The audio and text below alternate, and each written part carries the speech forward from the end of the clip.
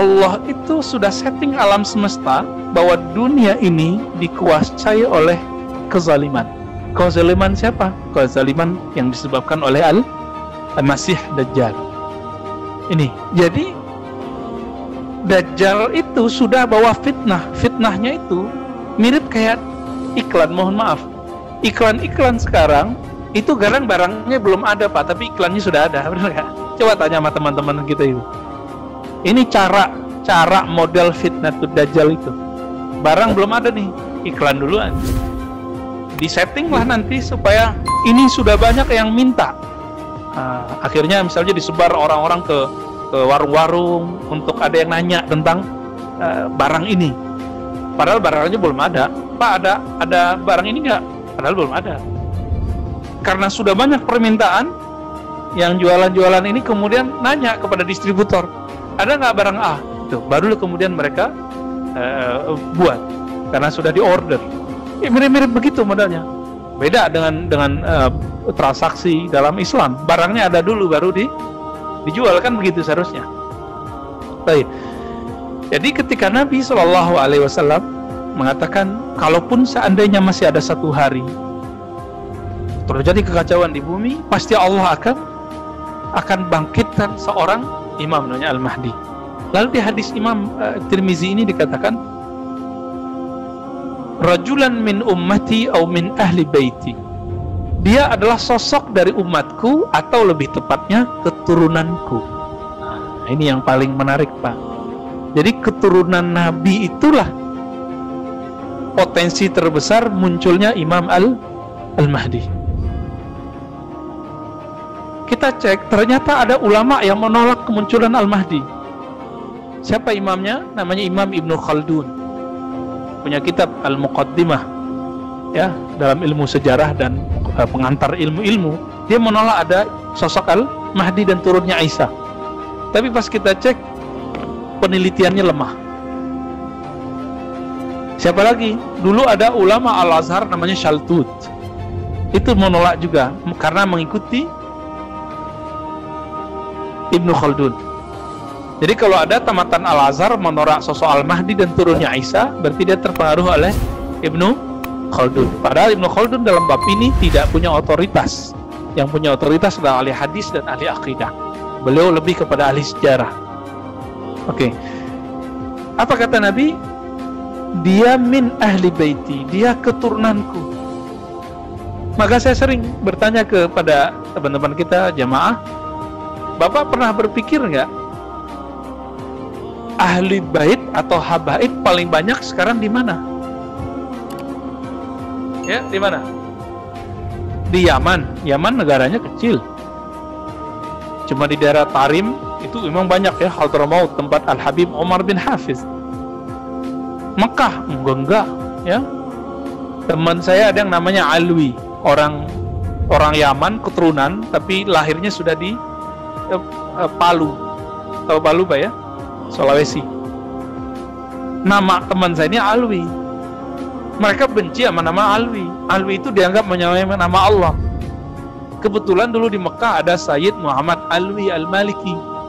Mereka nggak suka dengan sosok ini karena mereka kontra terus dengan sosok ini. Sayyid Muhammad Alwi Al-Maliki, beliau, ayahnya, kakeknya, terus sampai buyutnya itu adalah pengajar di Masjidil Haram. Tahun 80-an terjadi konflik Pak, nggak boleh lagi ngajar. Kalau kita benci kepada zuriat Nabi, berarti kita nanti benci dengan sosok Al-Mahdi, karena Al-Mahdi itu pasti zuriat Rasulullah, keturunan Rasulullah SAW. Dan mereka sekarang ngomong apa, yang kelompok yang tidak suka dengan zuriat Nabi ini,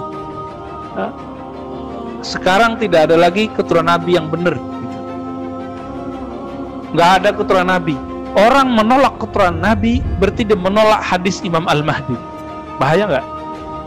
Bahaya Pak. Hadis Al-Mahdi sahih. Ada dalam Sahih Bukhari, tidak disebutkan namanya ya. Di Muslim lebih banyak, di Abu Daud lebih banyak lagi. Mengingkari ada keturunan Nabi sekarang, mengingkari munculnya Imam Al-Mahdi. Mereka nggak mikir sampai di sana. Kajiannya kajian Al-Mahdi, lucu.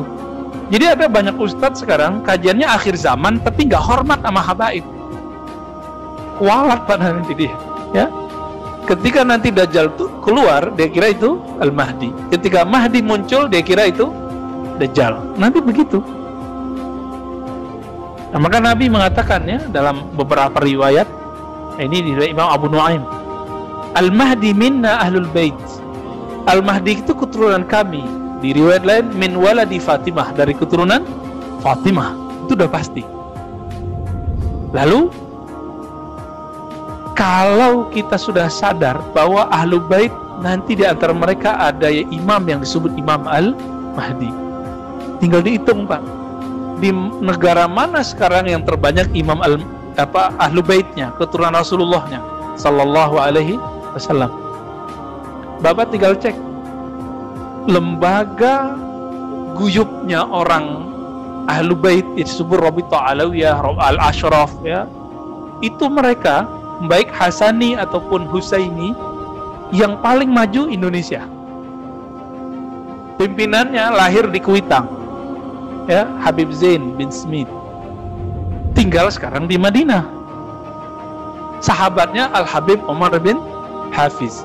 Itu punya Rabithah Alawiyah. Di Indonesia sekarang beliau murid-muridnya punya TV namanya Al-Irth Nabawi, Nabawi TV. Yang Arabnya itu Irth Nabawi. Nah, di Indonesianya Nabawi TV. Nanti silakan dicek, Pak. Itu murid-murid beliau semua, teman-teman beliau semua. Jadi kalau ada orang sekarang nih ngaku sebagai keturunan Nabi, itu dicek seperti kita ngecek hadis. Nasabnya kemana, dia klan siapa, benar atau tidak. Ketika sudah dikaji, ada buku panduannya, ada buku rujukannya. Kalau nggak terbukti, maka orang ini Habibnya Habib palsu. Sebagaimana ada hadis palsu. Ini antum nih silakan ngaku keturunan Nabi, nggak apa-apa. Tapi paling keturunan yang palsu, doif gitu. Ada yang lemah. Yang lemah ini yang disebut keturunan dari jalur apa nyebutnya ya? Idrisiyah. Di Indonesia ini ada jalur Idrisiyah namanya di Indonesia, bukan tarekat ya. Ini agak lemah. Ini terjadi juga perdebatan. Banyaklah di Indonesia.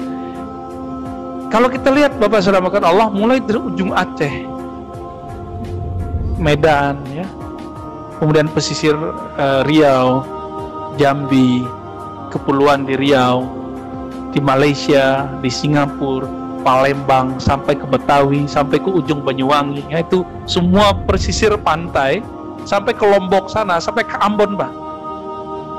Itu bertebaran keturunan Rasulullah Sallallahu Alaihi Wasallam, dan jumlahnya itu mengejutkan sekali, lebih banyak dari jumlah yang ada di tanah Arab. Bahkan teman saya yang sibuk mengurusin itu mengatakan apa? Beberapa klan, jadi suku, Qabilah kira-kira begitu ya. Misalnya As-Saggaf, Al-Idrus, itu namanya suku-sukunya, Pak. Famnya, mereka nyebutnya family-nya. Itu ada di Indonesia yang masih bertahan, sedangkan di Yaman sudah nggak ada. Nah, ini indikator besar ini, Pak. Indikator besar ini bahwa besar kemungkinan Al-Mahdi muncul di negeri kita, di Nusantara. Ini bukan kabar gembira, tapi hitungan kita secara kalkulasi ilmiahnya sangat besar kemungkinan di negeri kita. Tapi kapan? Nah, itu bukan urusan kita, Pak. Nah, jangan coba menakar-nakar tahun sekian, kecuali itu datang dari dia, gitu. Datang dari Imam Mahdinya. Namun kabar baiknya, jika fitnah Dajjal, kekacauan Dajjal sudah muncul, maka otomatis